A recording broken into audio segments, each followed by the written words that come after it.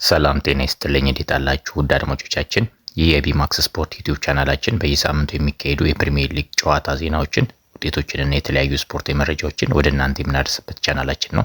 አብራችሁን እንድትሆኑ በአክብሮት እንጠይቃለን። ትላንት ከተካሄዱ የ19ኛው ሳምንት ጨዋታዎች መካከል በታላቅ ጉጉት ሲጠበቅ የነበረው በመሪው አርሰናል እና በአስቶን ቪላ መካከል የተደረገው ጨዋታ በአርሰናል 4-1 በሆነ አሸናፊነት ተጠናቋል።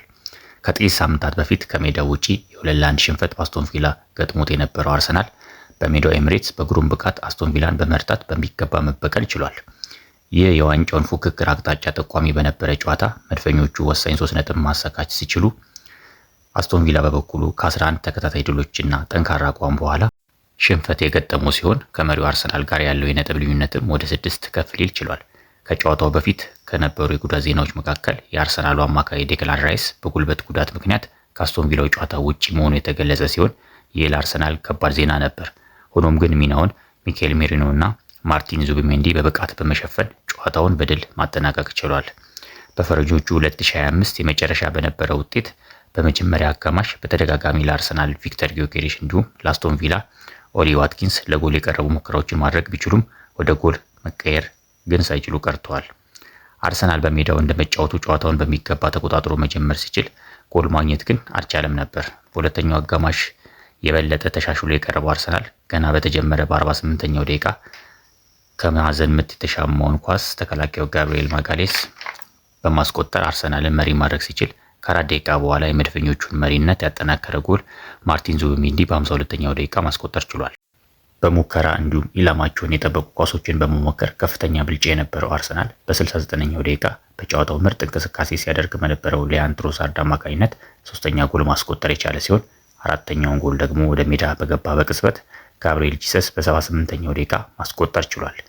ይህ የመድፈኞቹን የጨዋታ ቁጥጥርና መሪነት አስተማማኝ ያደረገ ሲሆን ለአስቶን ቪላ በተጨማሪ ደቂቃ 90 ሲደመር 4 ላይ በኦሊ ዋትኪንስ አማካኝነት የማስተዛዘኛ ጎል ማግኘት ችሏል። ይህንንም ውጤት ተከትሎ አርሰናል ከተከታዩ ማንቸስተር ሲቲ ጋር ያለውን የነጥብ ልዩነት ወደ 5 ከፍ ማድረግ ሲችል በጨዋታው አርሰናል በጠቅላላ 19 የጎል ሙከራዎችን ማድረግ ችሏል። ከዚህም ውስጥ 7ቱ ኢላማቸውን የጠበቁ ነበሩ። በአስቶን ቪላ በኩል 9 የጎል ሙከራዎችንና 2 ደግሞ ኢላማቸውን የጠበቁ ሙከራዎችን ማድረግ ችሏል። ከእረፍት መልስ ቤልጂየማዊ የአስቶን ቪላ አማካይ አማዱ ኦናና በጉዳት ምክንያት ተቀይሮ ሊወጣ ችሏል። ይህም በቅጣት ምክንያት ቀደም ብሎ ከጨዋታው ውጪ ከነበሩ እንደ ማቲካሽ እና አቡበከር ካማራ ካሉ ተጫዋቾች በተጨማሪ ለኡናይ ኤመሪው ቡድን ትልቅ ክፍተት ፈጥሯል።